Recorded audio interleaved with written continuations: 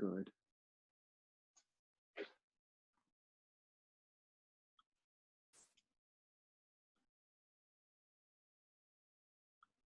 I check, right?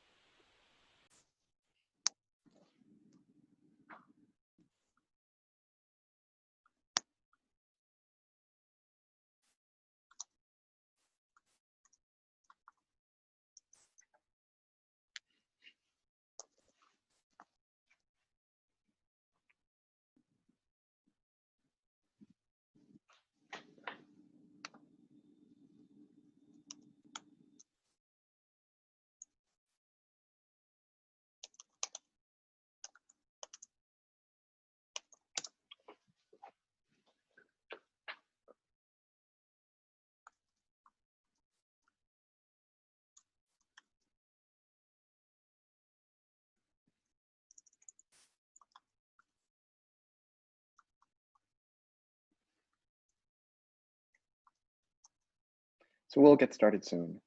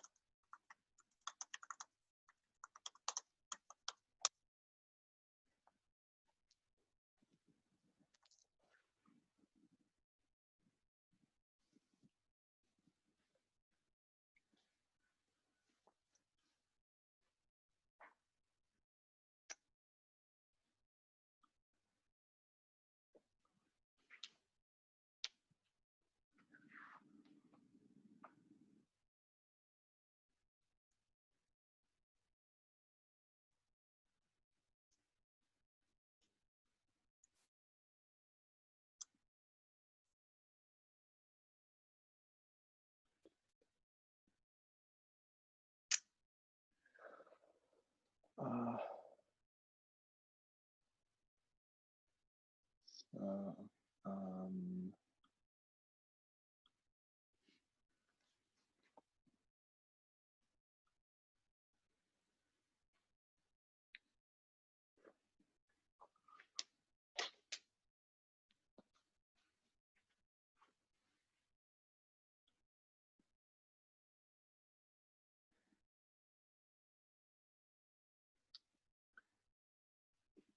So, hello, everyone.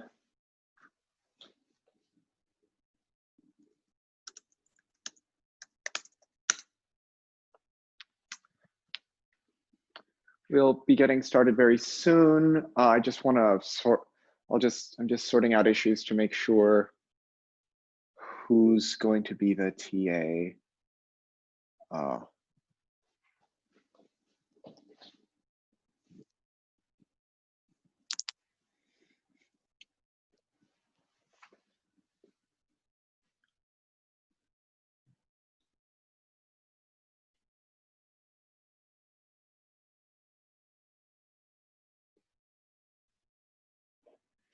Um,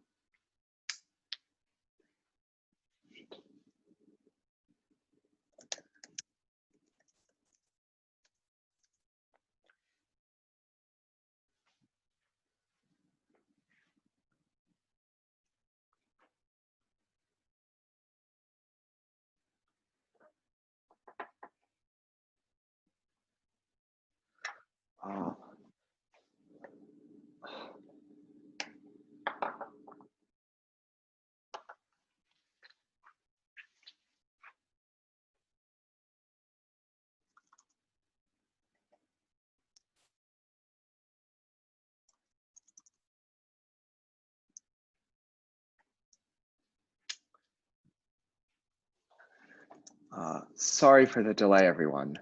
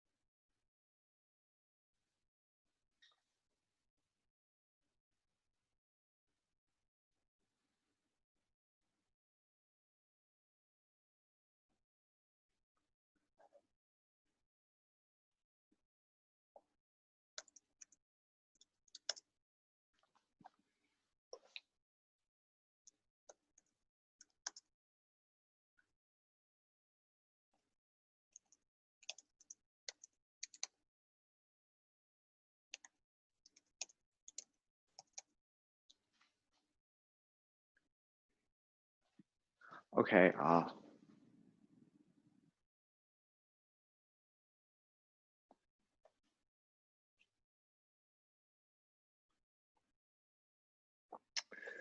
Thanks for waiting, everyone.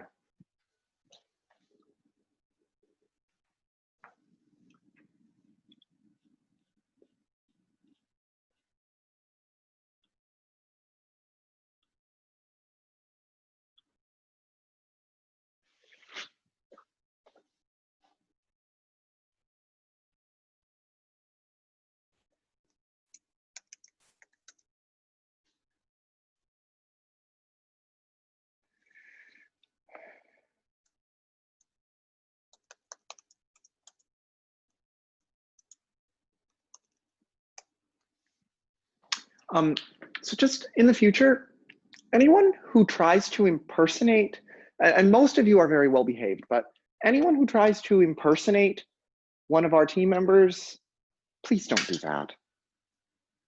Don't pretend to be one of us.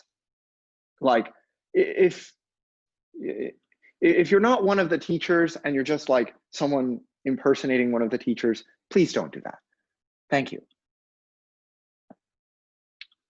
So yeah, please don't try and be us. Yeah, okay. But Justin Yu is actually a real TA, and he will be the TA for today, or at least for now. So, okay. So if you have any questions, please message them to Justin Yu. So, okay. So now let's get started. So today's lesson is NT Toolkit. So it's basically just like some miscellaneous number theory stuff.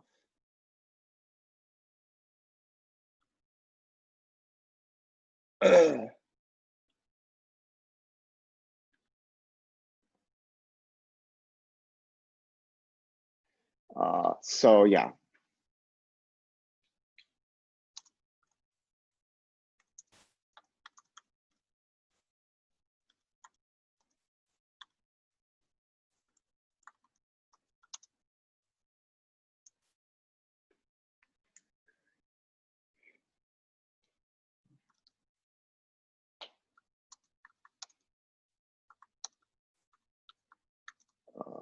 So, okay, so let's start with some just assorted number theory stuff. So one good theorem to know is, so you know, like number theory is a big field and we've had several lessons about it already. And I think this is going to be our last class that's like exclusively about number theory. And so this is kind of a mixed bag of stuff. So let me tell you about Wilson's theorem.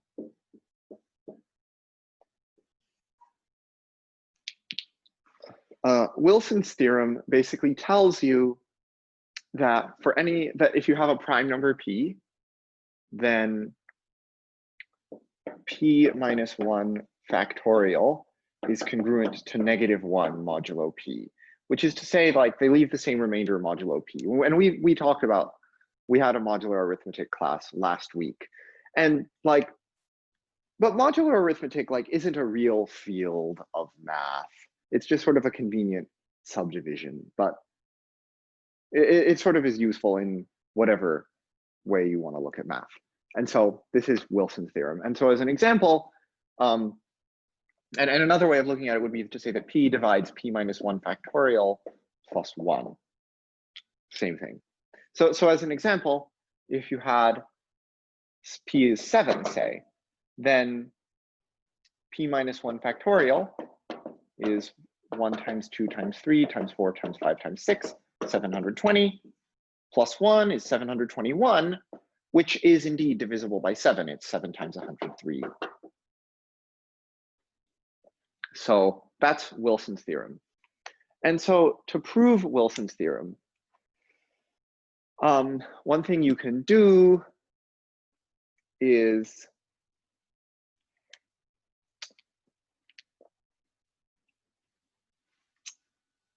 basically you take all the residues modulo, all the non-zero residues modulo p.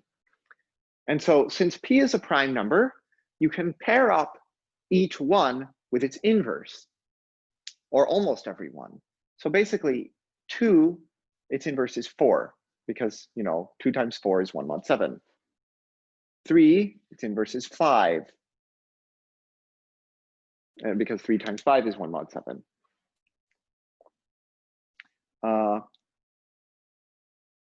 However, and in general, but notice some of these numbers will be their own inverse. So when is a number x its own inverse? Well, you want x times x is 1 mod p, which is basically equivalent to like p divides x squared minus 1, and this is x minus 1 times x plus 1. So the only residues that'll be their own inverse are 1 and p minus 1. Everything else pairs up. And so when you have a pair whose product is congruent to 1 mod p, you can just ignore it in the product, because like they multiply to 1, 1 times anything is the thing. So you just ignore those, and so this will just collapse to just, for any odd prime p, I should say, it would just collapse to 1 times p minus 1, which is congruent to -1 modulo p. And the case for p is 2 is also true. It's just 1 factorial is congruent to -1 mod p. And it still works, because like mod 2, it works. So this holds for all primes p. And now notice the converse is also true.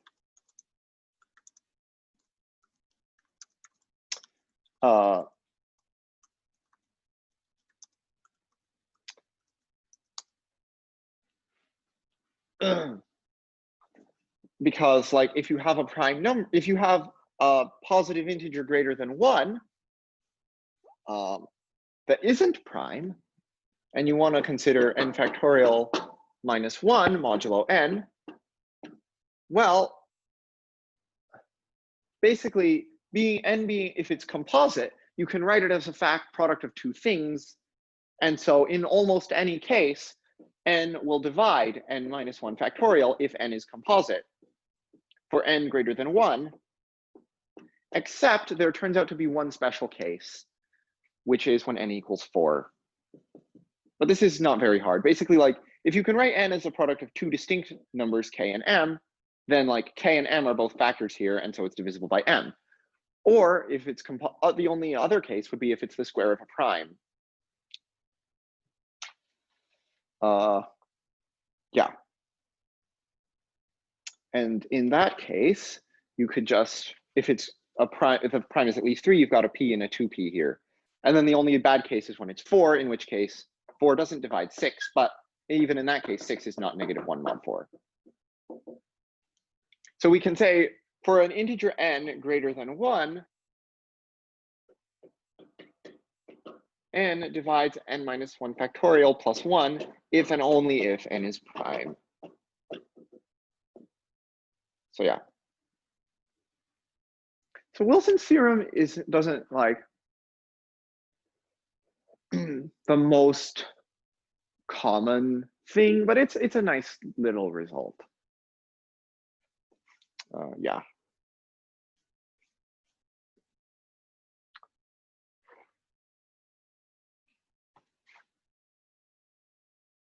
So now I want to tell you about an important result. It is called the lifting the exponent lemma. But before I tell you about that, I should talk about like this notation, like v sub p. And so basically, v sub p of an integer n, or I'll say m, is basically just the largest r, so that p to the r is divisible. P to the r is a divisor of m. Or equivalently, you can look at it as like the exponent in the prime factorization. So for example, v sub 2 of 2020 is 2. Because when you write the prime factorization of 2020, it's like 2 squared times 5 to the 1 times 101 to the 1, and the exponent of 2 is 2. Or you could say v sub 5 of 5,000 is 4, because this is 2 cubed times 5 to the 4.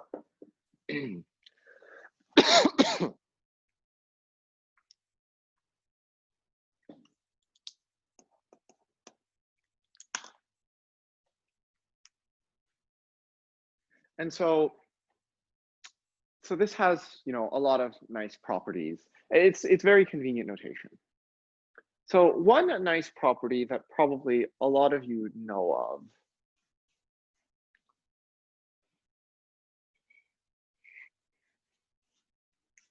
is this formula.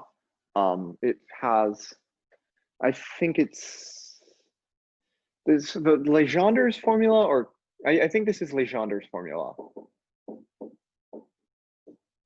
which tells you that if you want to find the exponent of p in the prime factorization of n factorial for a positive integer n, or I guess a non-negative integer n, basically you take n over p and then the largest integer less than that, plus which is the floor of n over p, plus the floor of n over p squared, plus the floor of n over p cubed, and so on to infinity.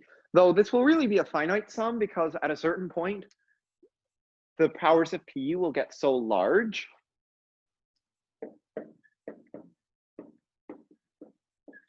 that these fractions will get smaller and smaller, and so they'll be positive but less than 1, and so at a certain point it'll just be plus 0, plus 0, plus 0, plus 0, and so you don't care about plus 0, plus 0, plus 0. So as an example, v sub 3 of 42 factorial, well, and you can even make this slightly more efficient by just like computing each term as like the floor of the previous one divided by p. So here, 42 divided by 3 is 14. And it turns out you can speed it up, make it even easier on yourself. You just divide 42 by 13 and throw away the remainder, that's 4. Divide 4 by 3, throw away the remainder, that's 1. Divide 1 by 3, throw away the remainder, that's 0, and then it's just zeros all the way down. And so 14 plus 4 plus 1 is 19. So that's a formula which is occasionally useful. So, and there's another way of, and you can prove that. I'll leave this as an exercise or something. You can think about how you would prove this. Basically, it just sort of involves like, I guess it's sort of a neat idea. Basically, you just look at like you write down the prime factorization of n factorial, looking at only the powers of p. And so, maybe there's, one of them has 2 p's on them or something. And then you just, to count up the p's, in one way, you could just count by the columns. So like if p were 3, say.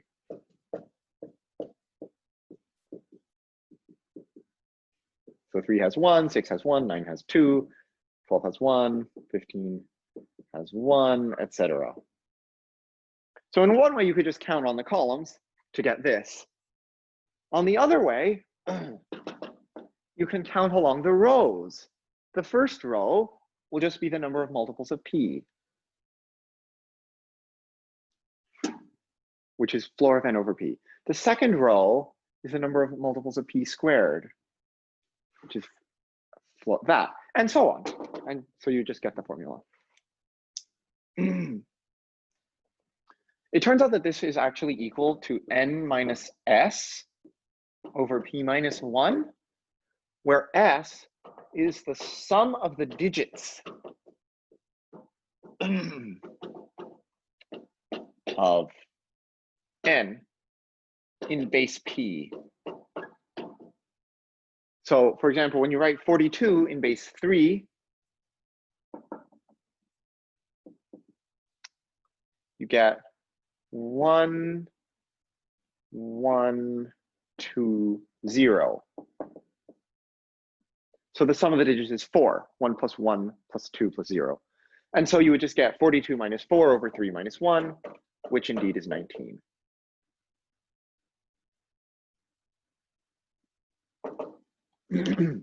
Same as we got here. And you can prove that. You just do some computations by writing n in base p, and you get something with some geometric series.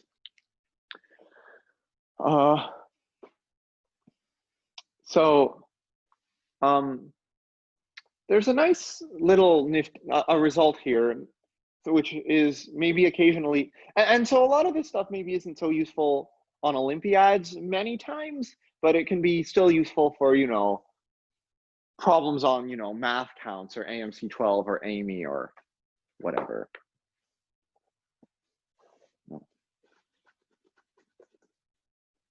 This has a nice corollary. The result I wrote, this n minus s over p minus 1 result, I think it's called, no, that's still another form of Legendre's formula. But what a corollary of it, I think, should be that if you have a binomial coefficient, n choose m, and you want to know its p-adic, it's v sub p, it's, I guess it's v sub p.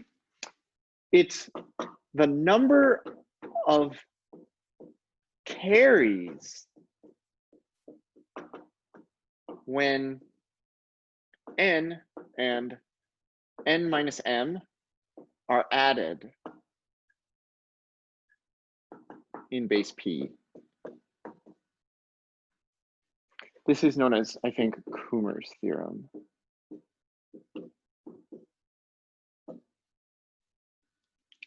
So for example, if you have, you know, you could just say, you know, v sub 5 of 147, choose 61, or that's actually, that's an okay example, I guess.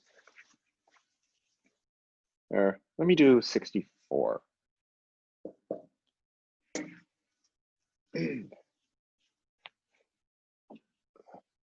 So when you write them in base, so you take 64 and then 147 minus 64, that's 83, and write them in base 5. So 64, you would write it as 2, 2, 4, and 83, you would write it as 3, 1, 3.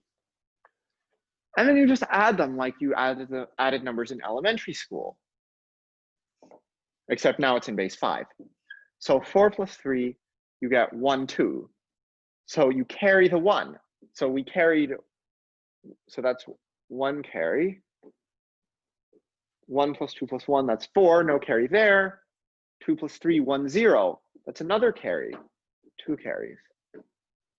And you just bring down the 1 and you get 1042, which is 147 in base 5. So we carried twice, so this is 2. So that's a neat little trick. So now let me tell you about LTE. Now this, it will be useful. This is sometimes useful on Olympiads. And surprisingly, in recent years, it's been surprisingly useful on the AMY. So So let me tell you about LTE. So LTE, this stands for lifting the exponent. So this is the lifting the exponent lemma.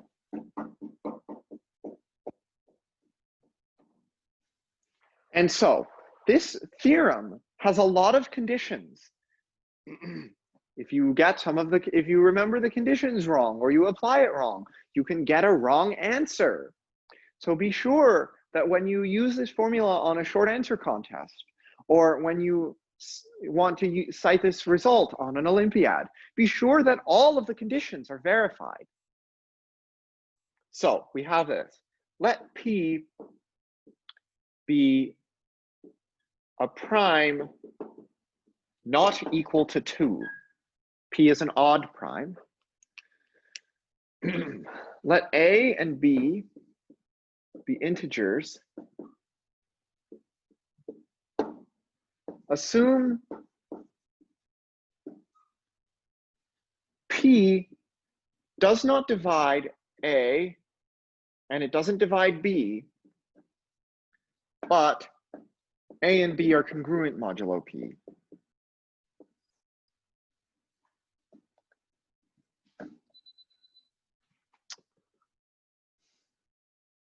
Then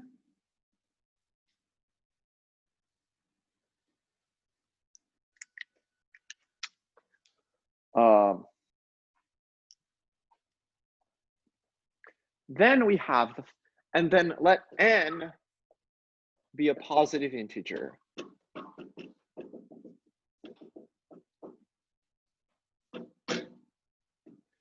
Then v sub p of a to the n minus b to the n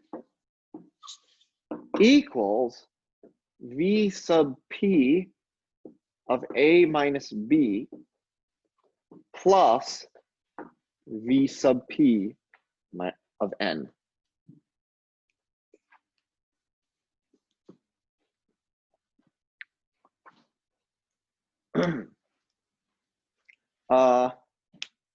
The proof is left as an exercise or whatever. I will just let you think about how to prove it, or whatever. Like, as a very small example, you know, if you took, say, P is 3, and A is 4, and B is 1, and then say N is 6, then so then they're all satisfied. P is an odd prime, 3, yes. 4 and 1 are integers. They're not divisible by. Luke, the top is cut off. We cannot see P. Oh, sorry. There you go. Okay. Yeah. So yes, okay. P. So yeah. 3 is an odd prime. 4 and 1 are integers, not divisible by 3, but they're congruent modulo. Oh, there you go. Even I forgot one of the conditions. I think we need to say that A does not equal B, because otherwise you can get some weird results.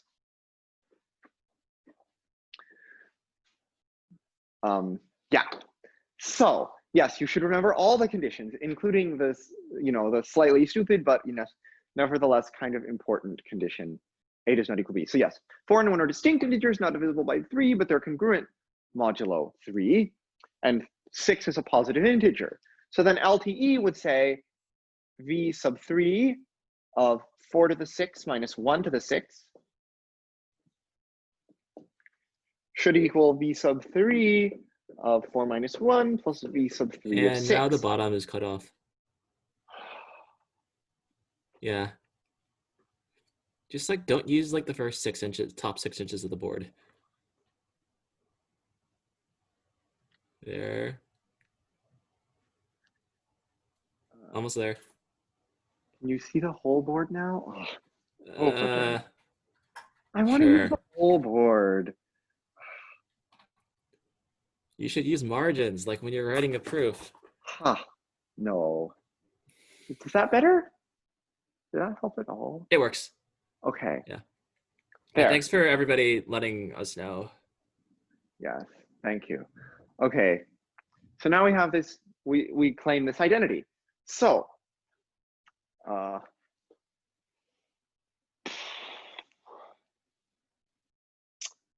is this true? Well, let's just check. This is just a numerical identity. We can just check it. So here, I'll just erase part of this. Let me just write it smaller. P prime not equal to 2. A, B integers. A does not equal B. So we have this identity. So is this really true? Let's just check it. V sub 3 of 4 minus 1. Well, the inner part is 3. So V sub 3 of 3 is obviously just 1. V sub 3 of 6 is 1. And so this right-hand side is 2. 1 plus 1 gives us 2. And so we want to have this.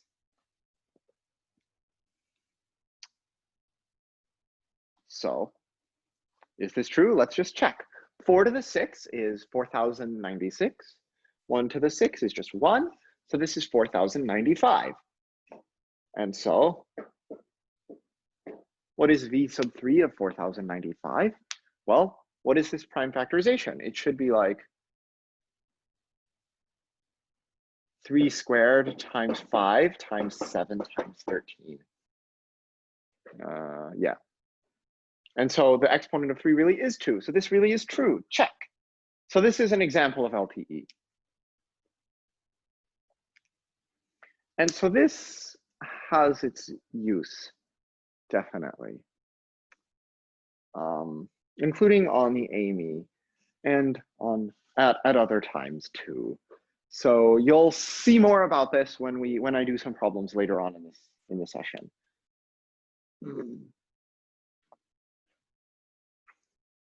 So let me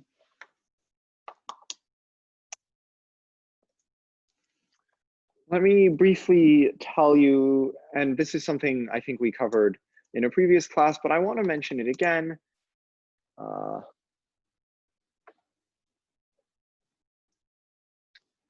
Bezout's lemma, or yeah, let me tell you about Bezout's lemma,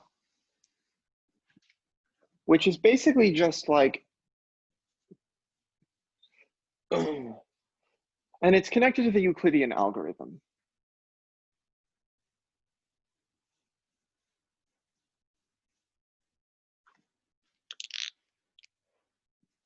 Bezout's lemma is basically just like, if you have positive integers a, and b, then there exist integers, not necessarily positive,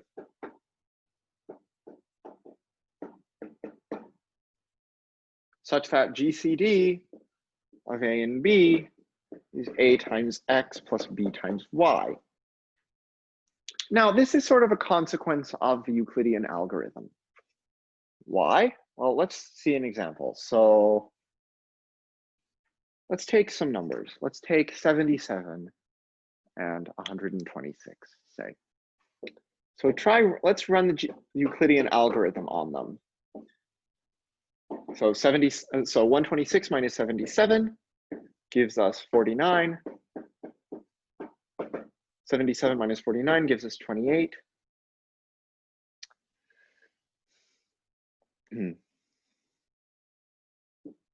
Then 28 minus 49, 49 minus 28 gives us 21. 28 minus 21 gives us 7. Then 21 minus 3 times 7 is 0. And so we're just left with this, which is just 7. So basically what we did here, now look at it in this term. Let me do the same calculation again, but this time with only without actually simplifying any of the addition and subtraction.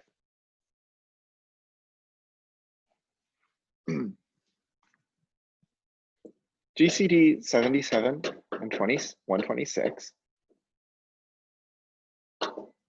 is GCD of 77 and 126 minus 77, which is GCD of 77 minus 126 minus 77 and 126 minus 77. And let me just group these terms. So it's now 2 times 77 minus 126.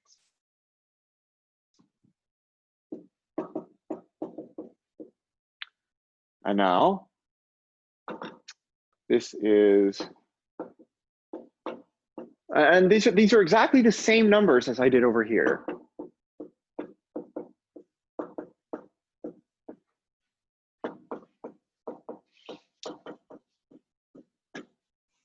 And then again, I'll group the terms, et cetera, et cetera.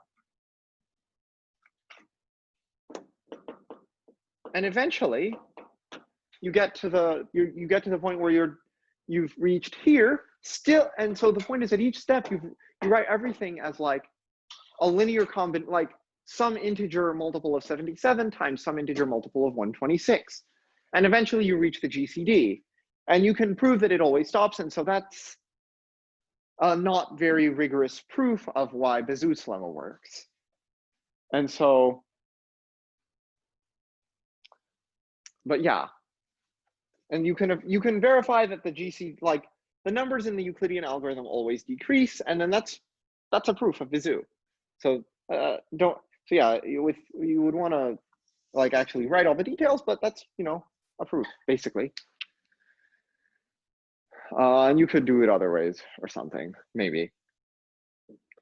And it extends to an arbitrarily large number. If you have some positive integers a1 through an, there are some x1 through xn that are integers so that this holds. And you can prove this by sort of like probably some induction or something. Like write the GCD of the first n minus one of them as a linear combination, and then just like plug that in as a GCD, and then just like look at this as a GCD of like an and the GCD of the first n minus one, and then use original Bezout, and it's some induction thing. And so that's useful sometimes. Notice in particular, we have these nice formulas for the GCDs, periodic valuations, which are something that was discussed in an earlier lesson, I think, but not expressed like this. For any prime p, you have this. You could do the same thing for least common multiple, except replace minimum with maximum. Okay, so let me tell you about a couple of other high-powered results. And these are some things I'm not going to prove for you today because they're not as easy.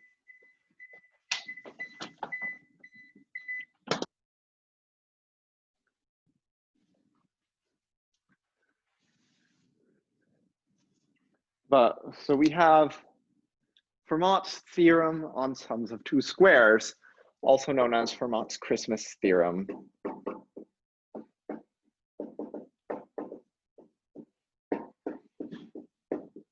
Maybe it was like in a letter that he wrote on Christmas or something like that. And so basically, Fermat's Christmas theorem tells you when you can write a positive integer as the sum of two squares of non-negative integers. Basically, you look at the prime factorization of n, and so then the criterion is n is a sum of two squares if and only if every prime number that is congruent to 3 mod 4 that appears in the prime factorization of n does so to an even power.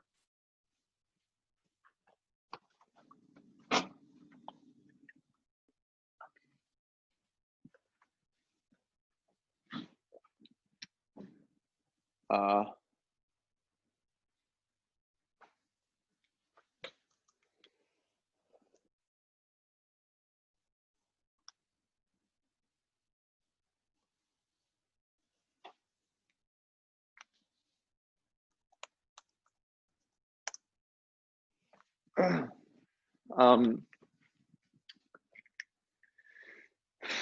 uh, so yeah. So that's kind of a lot in words. So let me give you an example.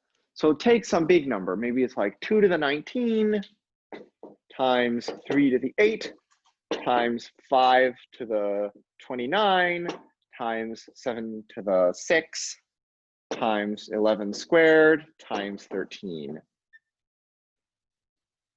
And so Fermat's Christmas theorem tells you that this is the sum of two squares of non-negative integers if and only if every prime number that is 3 mod 4 that occurs in the prime factorization, it does so to an even power.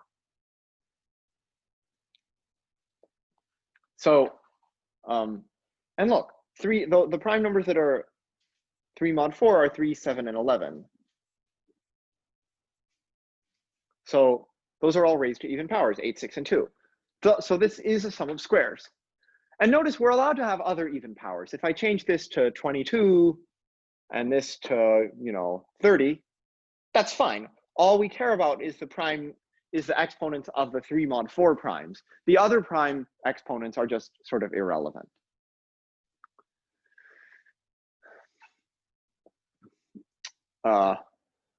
However, if I changed one of these to an odd number, if this were 3 to the 9, then I have a prime that is congruent to 3 mod 4 that is raised to an odd power, so it would then fail. So this number, 2 to the 22 times 3 to the 9 times da da da, that is not a sum of squares of non-negative integers.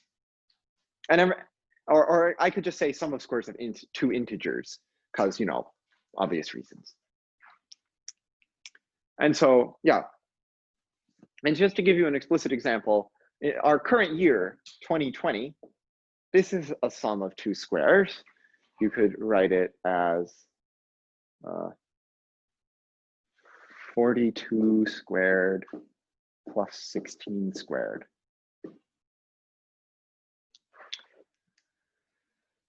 So, and look, the prime factorization of 2020 is this. And so this doesn't have any primes that are 3 mod 4 in it at all, so it definitely works.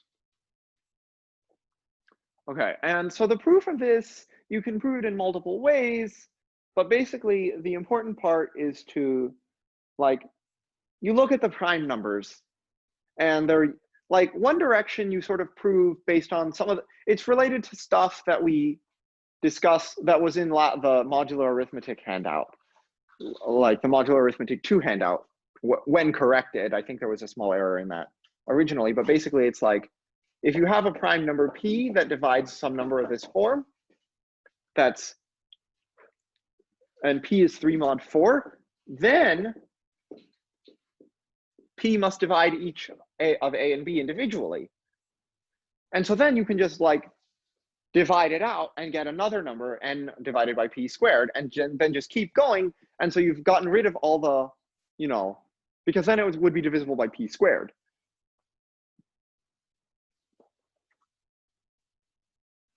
And so then you would have to be able to get rid of all the 3 mod 4 primes this way, so the powers must all be even. Conversely, if the powers are all even, then you just ignore them in that way, and then you look at then 2 is 1 squared plus 1 squared, and then you show with some work that you can write any 1 mod 4 prime in this way, and then you use what Justin is saying, which I guess the Fibonacci-Brahmagupta identity, yes, what Justin just wrote in the chat, which is this, which tells you basically, once you know it for 2 and for 1 mod 4 primes, you just sort of piece all of those together, one pair at a time, by using this identity. A squared plus b squared times c squared plus d squared is ac plus bd squared plus ad minus bc squared. And then you just keep going.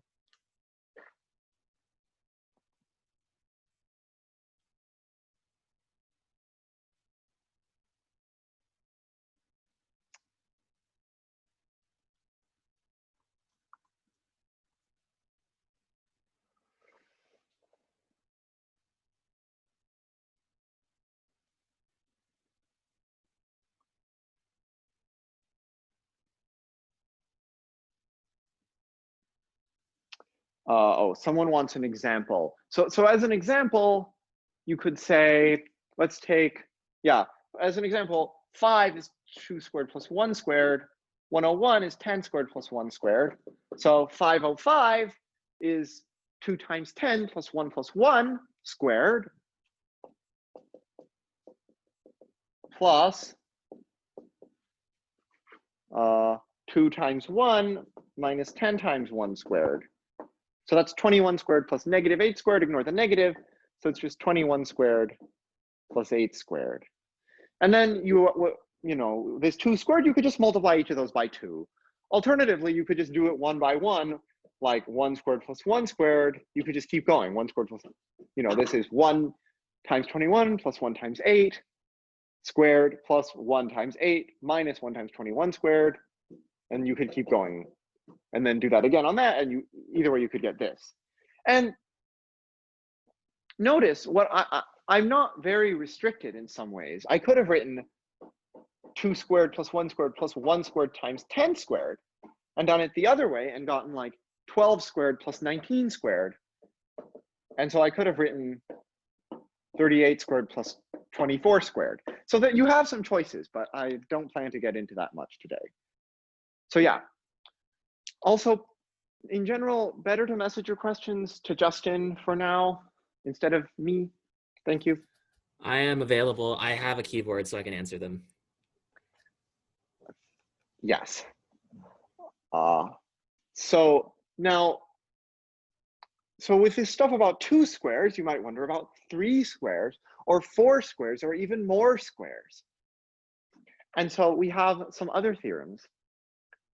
And it turns out that, like, surprisingly, most numbers, in a sense, are the sum of 3 squares.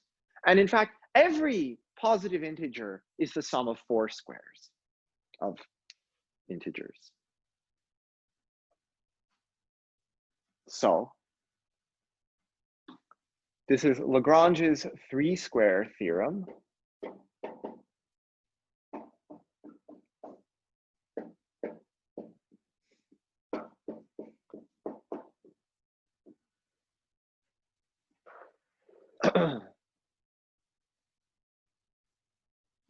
Which is a positive integer n is the sum of 3 squares for some integers x, y, z, if and only if it is not of this form, 4 to the a plus 4 to the a times 8b plus 7 for some non-negative integers a and b. Now, one direction is fairly clear. Any integer that's the sum of 3 squares can't be of this form. Equivalently, this 4 to the a times 8b plus 7, this 4 to the a, if the sum of 3 squares is divisible by 4, each individual square, just looking at it mod 4, will be divisible by 4, and so each of the numbers will be divisible by 2, then you just divide out by 4 and keep going until you would have a representation of 8b plus 7 as a sum of 3 squares. This would just give you a contradiction modulo 8, because a square modulo 8 is 0, 1, or 4 modulo 8, and so you don't add 3 of those and get something that's 7 mod 8. You can just check. Like, just look at all the possible cases, and it just fails, because this would be 7 mod 8. The other direction, proving that if it's not of this form, then it does work, is kind of hard. I don't actually know how you prove it, but it's definitely true. So you can just cite it if you need to, and no one needs to know that you don't actually know how to prove it. Though I imagine you can find a proof on the internet if you're so inclined. So yeah, this is Lagrange's 3-square theorem. And there's also Lagrange's 4-square theorem, which says that every positive integer, and of course 0, is the sum of, well, you could say it's the sum of no squares, or it's the sum, or it's just 1 square, 0 squared, or you could say 0 squared plus 0 squared, whatever. So 0 is kind of a stupid case for these theorems. That every positive integer is the sum of 4 squares.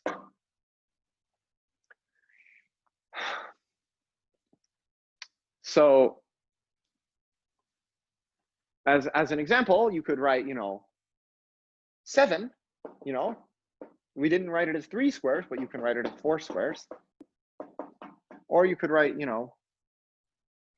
2, 1 squared plus 1 squared plus 0 squared plus 0 squared. Or, some bigger number or whatever. So this is Lagrange's 4-square theorem, which again is not so easy, and I don't intend to prove it for you today. Basically, you do some work that's not the most easy. You do some work to prove that any prime is of this form, and then it turns out that there's some magical identity that just lets you write, like if you have a sum of squares and you have another sum of squares,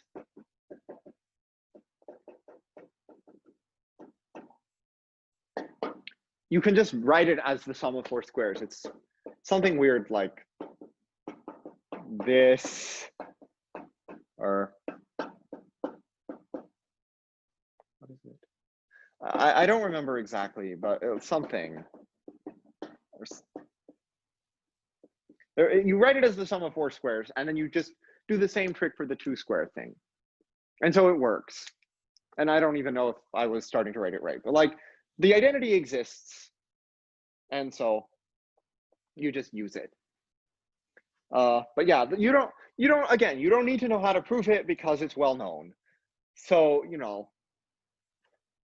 speaking of things that you could, at least in theory, cite on an Olympiad if you had to, that are well known, but that are, hard to prove. These are some really hard ones. Mihai Lsq's theorem. I'm not exactly sure the spelling, but formerly also known as Catalan's conjecture, because until recently this was a conjecture, but then somebody proved it. I mean, like on an Olympiad, you might want to know these. They're funny results, but they're too hard to don't try to prove them, but they're kind of hard. That the only consecutive perfect power positive integers that are perfect powers, like a positive integer raised to an integer power greater than 1, are just 8 and 9.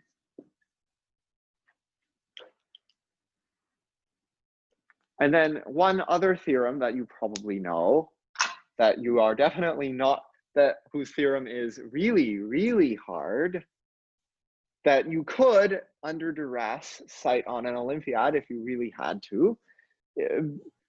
And, no problem should require that you, in an ideal world,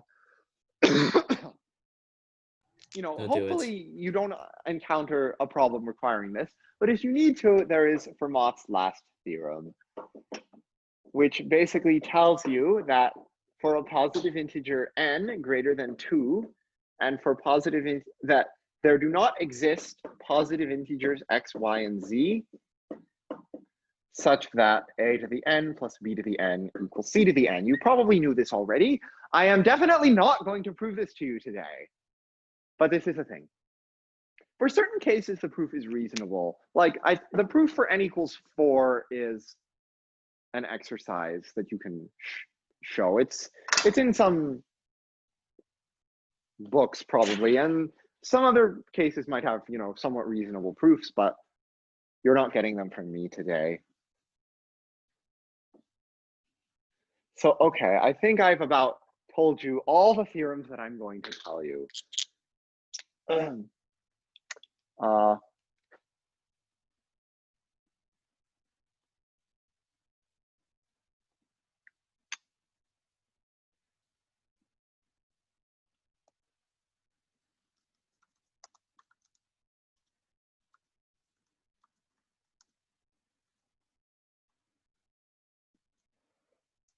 Somebody asks, which theorems are the most, out of these, are the most useful?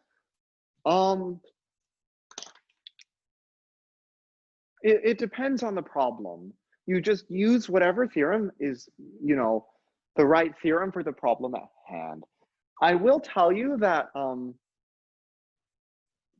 Bezout's lemma is sort of good for like intuition about how the integers behave, that you can sort of like write them all as a multiple, like, you know, write the least common multiple as a, like write the greatest common divisor as a linear combination. And so that's sort of good for intuition, but like you use what the right tool for the problem is. So the Bezout's lemma is sort of telling you, you know, in a very high level sense, it sort of says that like any subgroup of the integers is cyclic.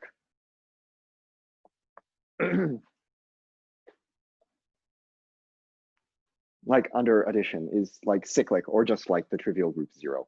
Okay, don't worry about that though. Also, Justin will be leaving soon, so I'll answer a couple of, so I'll show you a couple of problems.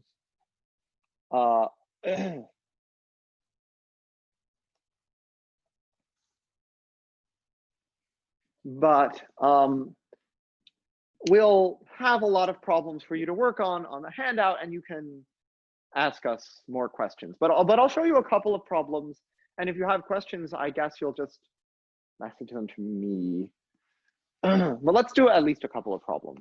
So I should give you a good example of using LTE.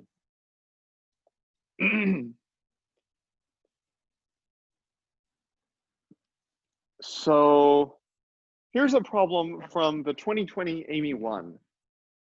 So this is 2020 Amy 1, number 12.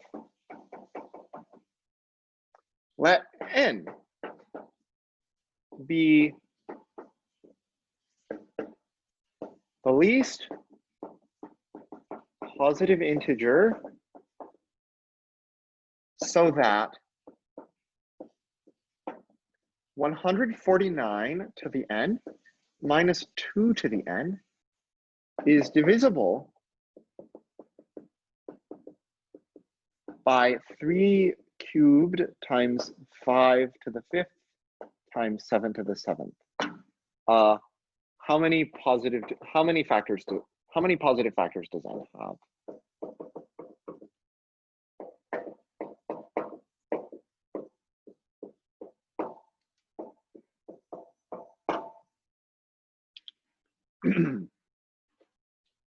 Will the handout have all these theorems and lemmas? Yes, I'll try to make sure that it all is good in the handout.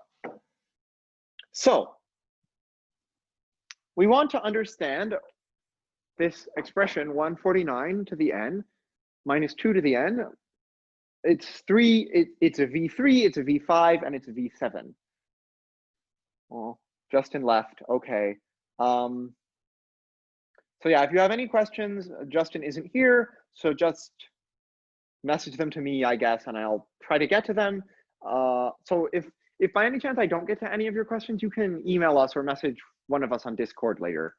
But let's try to get through some stuff just without a TA. Thanks for bearing with us, guys. So first of all, what is going on with the V3? Well, this is sort of made for LTE, right? It's very well set up. This is everything you want for the statement of LTE. You have these two positive integers, 149 and 2. They're congruent modulo 3, but neither of them is divisible by 3, and they're distinct. And 3 is an odd prime, and n is a positive integer, and so we have everything we need to apply LTE.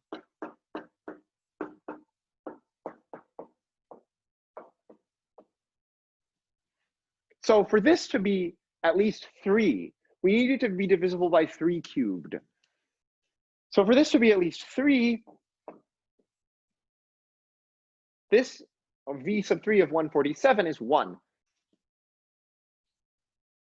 And so we need v sub 3 of n is at least 2. Equivalently, we need 9 divides n.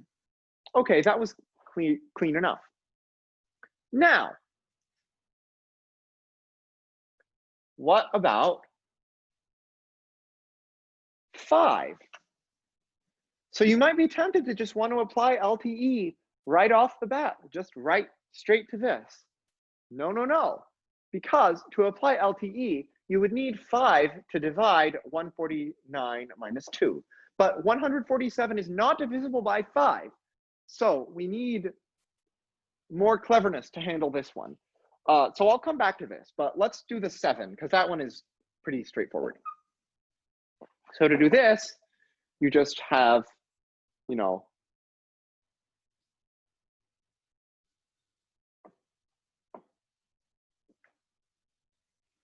it's 7 does divide 149 minus 2, but it doesn't divide either of them. And then, you know, 7 is odd, 149 and 2 are distinct.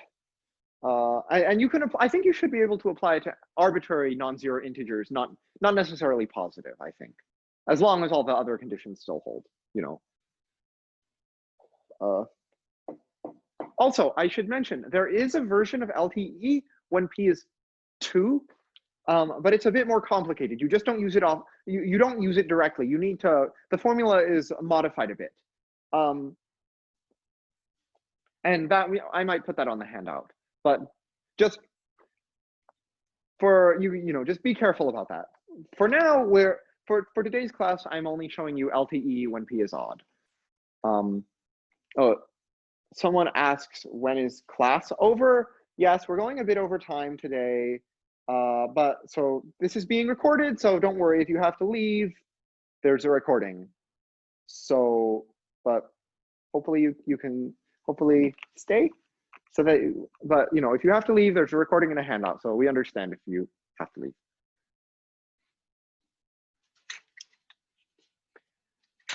But yeah, as I was saying, for today's class, for today, we'll only be doing LTE with odd primes. And so here it just works. 7 divides this, and so, you know, all the other conditions are satisfied, which you want to be careful about again. So now v sub 7 of 147 is 2. 147 is 3 times 7 squared. And so for this to be at least 7, we need v sub 7 of n to be at least 5. So we want 7 to the 5th power to divide n. Now, let's go back to this thing about 5. So what's going on with this?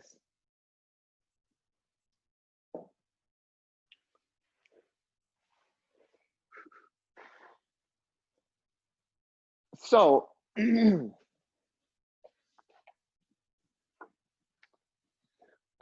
for this to be divisible by 5 at all, let's just look at this, what happens for it to be just divisible by 5 at all. 149 to the n is congruent to 2 to the n mod 5.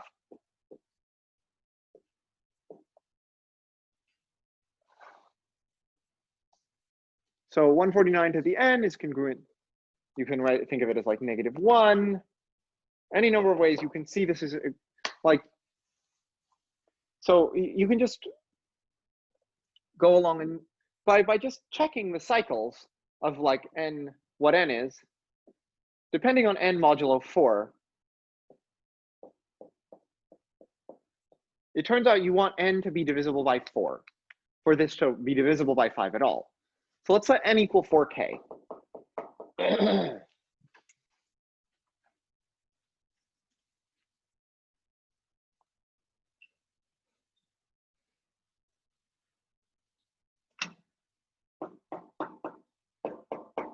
Now, let's apply LTE to this.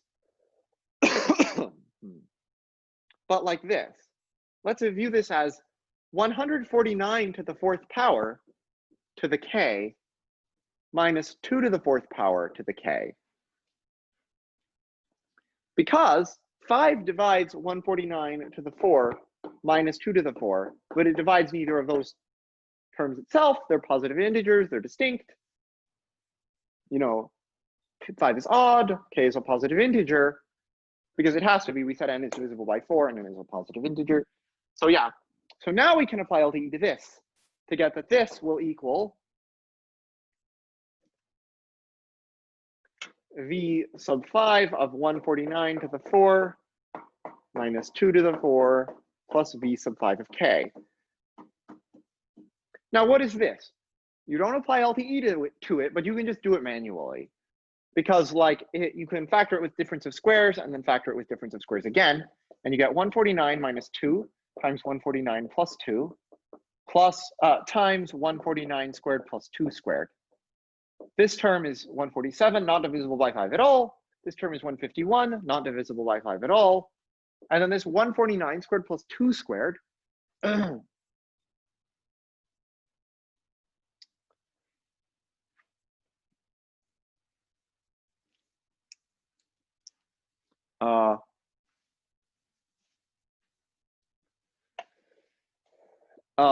it's divisible by, you can look mod 5 and see that it's divisible by 5. But if you look mod 25, 149 is -1 mod 5, mod 25, I mean, and so it turns out to be equivalent to 5 mod 25. So it's divisible by 5 exactly once. So this is 1.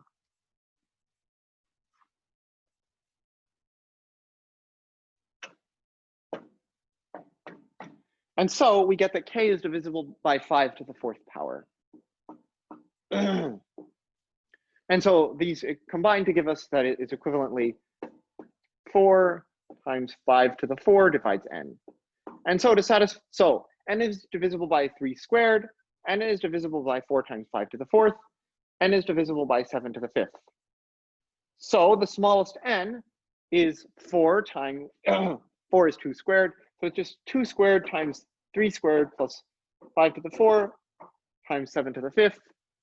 So the number of positive factors is 3 times 5 times 6, which is 270, which I believe should be the answer.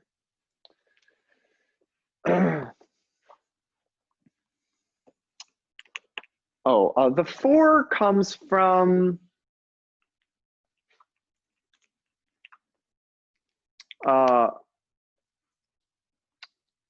well, like to make 149 to the n, like by looking at 149 to the n minus 2 to the n modulo 5, you see that n has to be divisible by 4 to make this divisible by 5 at all. If you just look, yes, as someone says, it's kind of related to Fermat's little theorem, not Fermat's last theorem, but yeah. And so yeah. So and if you miss the statement of LTE the first time, it's basically like v sub p of a to the n minus b to the n is this, assuming certain important conditions, which are important, but just and it'll be on the handout, so don't worry if you missed it. In particular, you want A is congruent to B mod P. So I think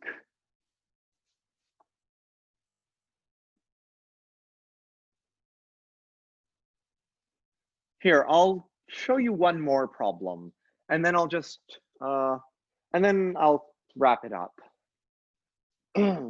So, and this is sort of some different ideas than what we've seen before. But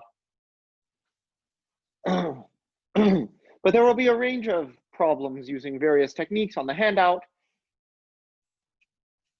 And of course, you want to just have clever ideas sometimes, but sometimes you want to use techniques. But here's a problem sort of using some different ideas. So the problem is, let x sub n be the smallest positive integer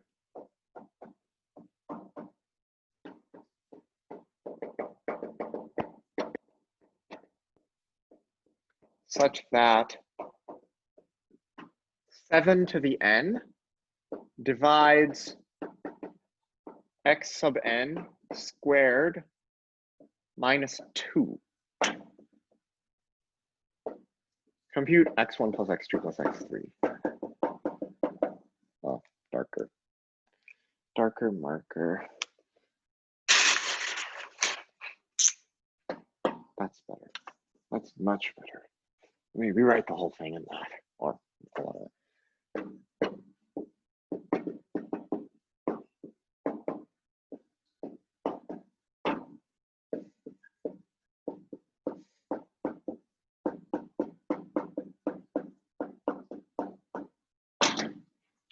And the source of this, I think, is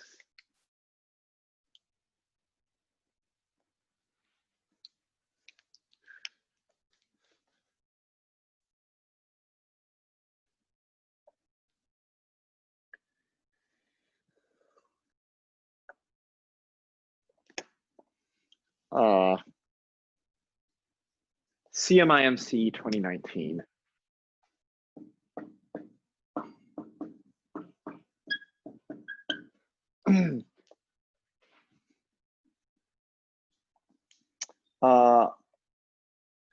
And so, someone asks, what are some more concealed forms of LTE? Because the last question was pretty direct. Well,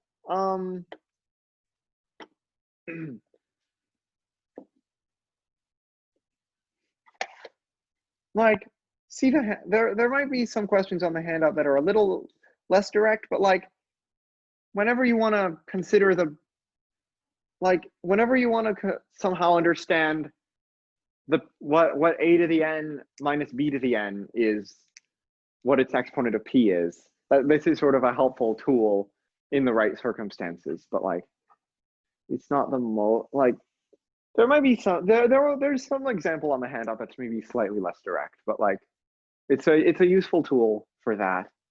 And so it's occasionally useful, but something like that, I guess.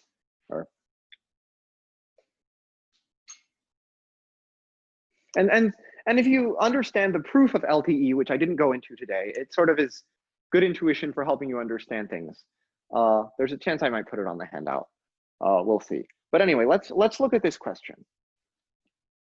So someone suggests brute force. I don't think that's a very good idea. At first, it will work pretty well, but by the time you get up to x3,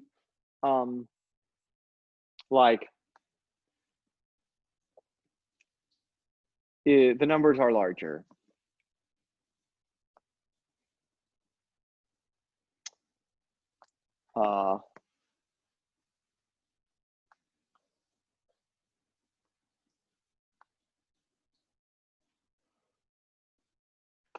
Yeah, so you don't want to have to do brute force to the point of where it goes beyond, 100. You don't want to have to compute the square of every 2-digit integer. But for n equals 1, that's a pretty good way of looking at it. This you can just see, you want 3. And so for a square to be 2 mod 7, or just any integer square to be 2 mod 7, it's equivalent to it being 3 or 4 mod 7. Let's just focus on the 3 part. And so then one solution that I've seen something like to this problem, which is good motivation, it's good motivation for something called Hensel's lemma, which you can look up. But you don't need to know what that is.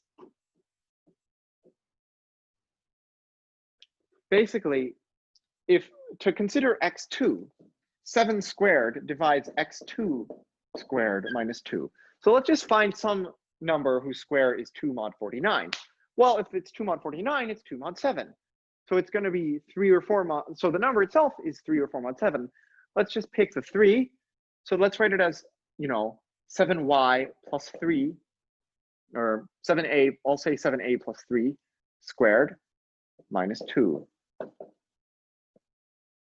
So then mod 7 squared, this is 49a. So this is 49a squared plus 42a plus 9, then minus 2 gives 7. So this goes away. And so we want 7 squared divides 42a plus 7. 7 divides 6a plus 1. And so a is 1 mod 7. giving we want this to be 10 mod 49.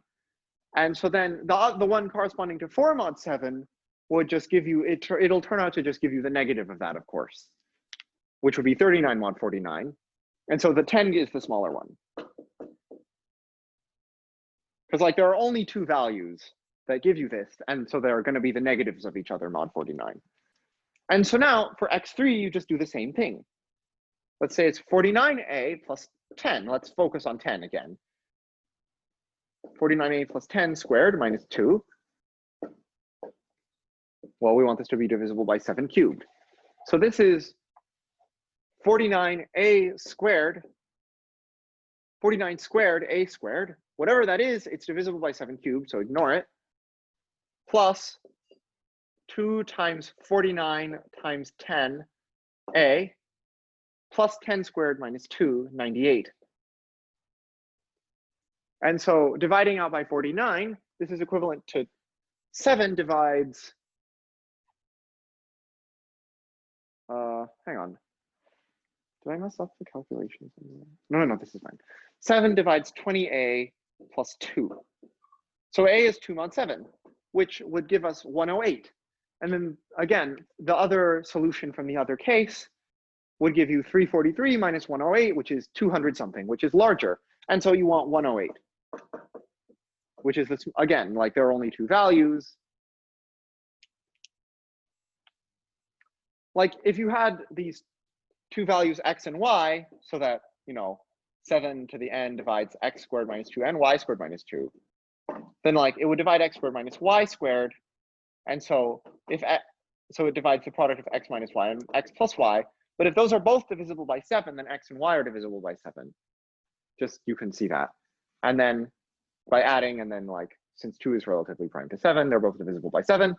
But then like 2 isn't divisible by 7, contradiction. So one of these has all the factors of 7. You can think of it that way. And so again, you want 108 for here. And so we have our answer. 108 plus 10 plus 3 is 121. And so this is good intuition. As I said, it's good intuition for something called Hensel's lemma, which you can look up. So yeah. So I guess that'll wrap up today's class.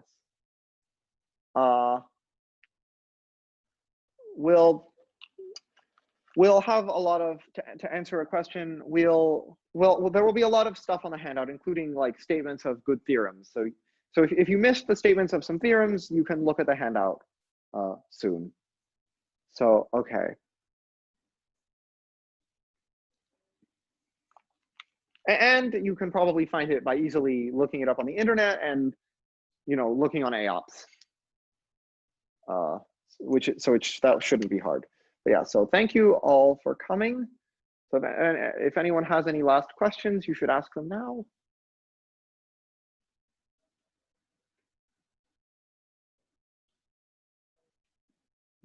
Or not. So thank you all for coming.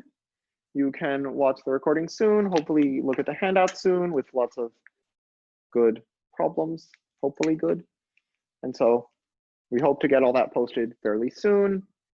So thank you all for coming. Hopefully all the stuff will be. So we hope to post the handout and the recording soon. And we hope you all enjoyed the class. So you can visit our website at mathdivulged.com and to see the handout and the recording soon, hopefully. And you can email us at mathdivulged@gmail.com if you have questions or comments or concerns or whatever. So email us if you have something to say, questions, comments, concerns. So thank you all for coming. So see you at the next class. Thank you for coming. And I guess that'll wrap up today's class. So thank you and bye-bye.